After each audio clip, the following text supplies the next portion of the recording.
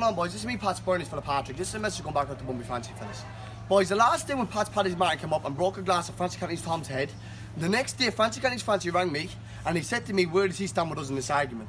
And I said to Francie Canty's Francie that if I see Paddy's fellas come up and try to ambush ye, that I will stand with ye.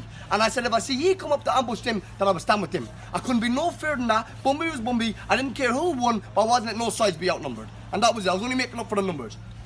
Then, boys, the other day in the graveyard, Francie Cantley's fellas come running down with a load of weapons. And when they did, I ran over to Francie Cantley's Tom. I said, me and you, Tom. And Tom said, I'm not arguing with you, cuz. And when he did, Paddy's fellas chased him up along that graveyard like a hare. So that was it. Everyone else seen what happened in that graveyard. I don't need to explain what happened in the graveyard. Me and Marty saw toe to toe. I had a carpet knife. He had a machete. I never got cut.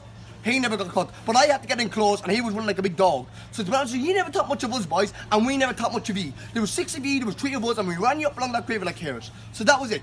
So then, boys, Marty passed on a message yesterday to my brother-in-law Tommy, Wild Tommy. He passed on the message that if Paddy's fellas go back and get them, that if the Bernie's fellas might as well go with them, otherwise they're going to get us. That's the message we passed. So long story short, we made it clear then.